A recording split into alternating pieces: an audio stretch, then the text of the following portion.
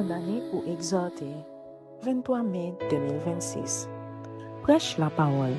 Insiste en toute occasion, favorable ou non.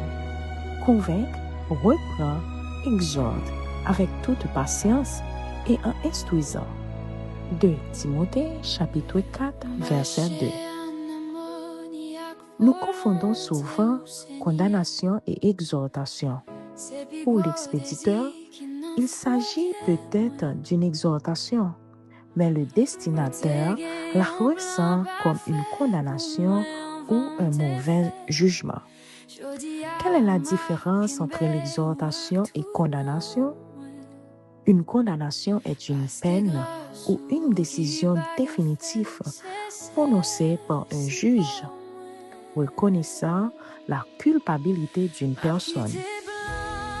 En l'exerçant entre nous, nous pouvons avoir un but erroné et destructeur. L'exhortation consiste à reprendre, avertir, conseiller, prier.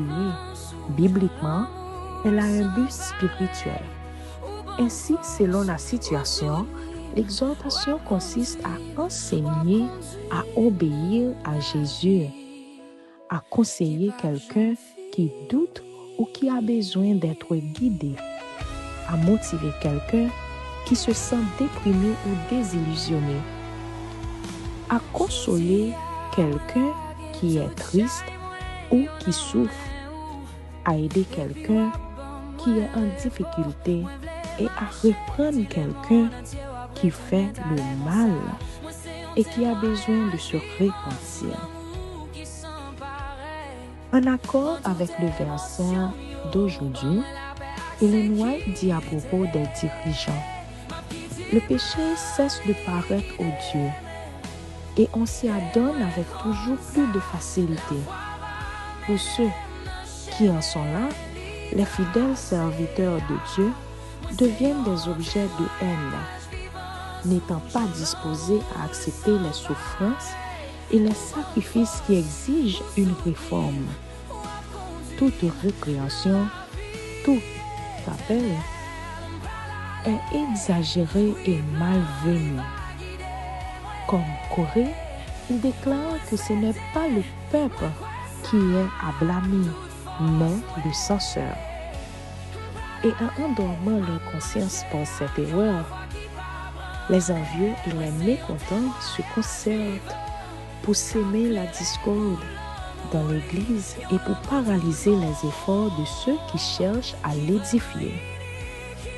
Citation de Patriarche et Prophète. Édition Yabba 2020, chapitre 35, page 378. L'exhortation n'est pas l'apanage des dirigeants.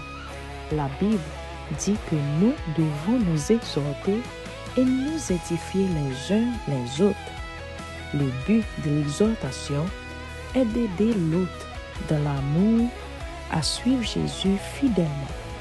Cependant, il faut être à l'écoute de la volonté de Dieu afin que l'émotivité ne transforme pas l'exhortation en un échange d'offenses. David, Hérode, Jézabel, Manassé et Pierre ont été exhortés. Certains se sont humiliés et se sont repentis. D'autres se sont endurcis et ont cédé au diable. Avez-vous déjà été exhorté?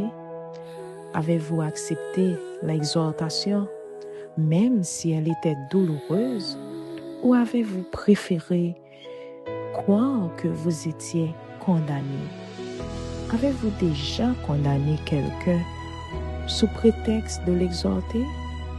Réfléchissez et sérieusement. Mashe anemoniac